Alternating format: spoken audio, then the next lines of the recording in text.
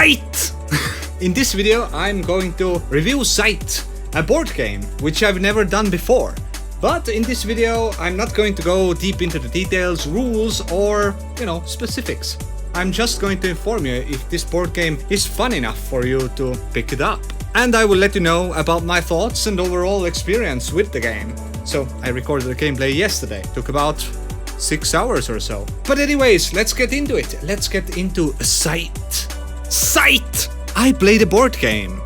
I've really been into board games most of my life, and not only playing them, but also creating. I still have a huge bag of my own games from my childhood, and I've also made several card games as an adult. If you want, I can make a separate video about them and show you what's in the bag. But for now, I played a board game. This here is called Scythe, and I got it from my girlfriend for Christmas. Now, compared to video games, board games tend to be a lot slower, and games with this magnitude, although it says 115 minutes on the box, it's a lie, it's a lie, tend to stretch out. Our first game, as we learned the rules, made up some as we went along, made tons of mistakes with the initial battles and totally messed up the victory point calculation, took about 6 hours from start to finish. Our second one, which you see in this recording, took about 4 hours. So what is this game all about, and is it worth spending, quote-unquote, 115 minutes on it?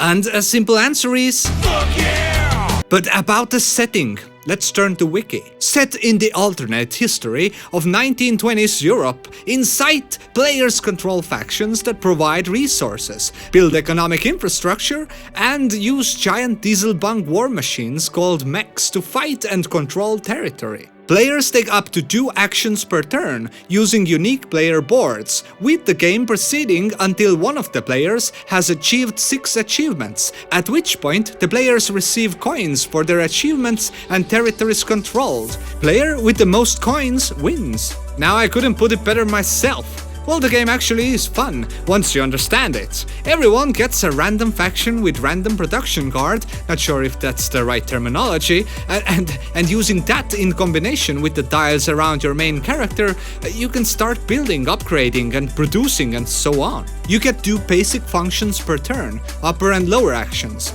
With each of them, you can perform something different from your previous turn.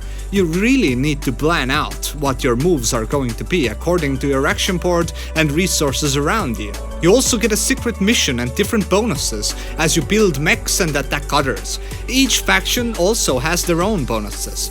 The overall point is to build up your popularity while completing your objectives and growing the economy. It might sound simple, but other players are trying to do the same, meaning that a conflict is inevitable. There is a lot to follow, and not only on your turn.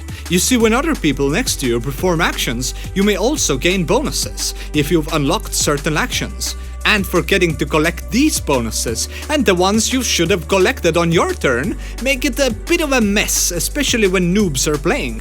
Every other turn someone called, "Oh shit! I forgot to take the money for it, the action I performed." Or "Oh shit, you used the enlist feature, yeah, you should have given me coins." Or even better, "I moved my mech but intended to move those workers with him."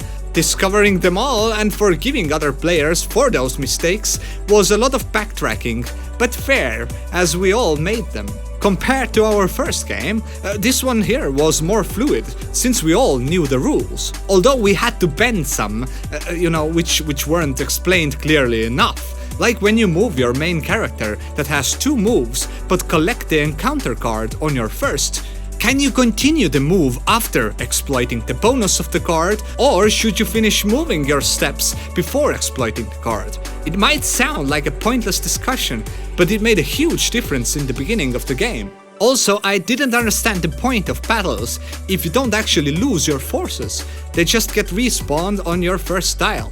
Although the battle system is fun and interesting. Bluffing players is a huge part, and talking your enemies out of attacking you is also fun. Scythe has many expansions which I cannot comment on here. You see, I haven't played them. What I can tell you is that the main game is really fun. Strategizing, exploiting others, and outwitting them, just marvelous. The game costs about 50 to 80 euros depending on where you shop. And it is worth the money. Anyways, I really hope that you enjoyed this quick review. If you did, hit that like, smash that bell, and if you dare, subscribe as well. I'm SillyLlamaz, and thanks for watching. Till next time.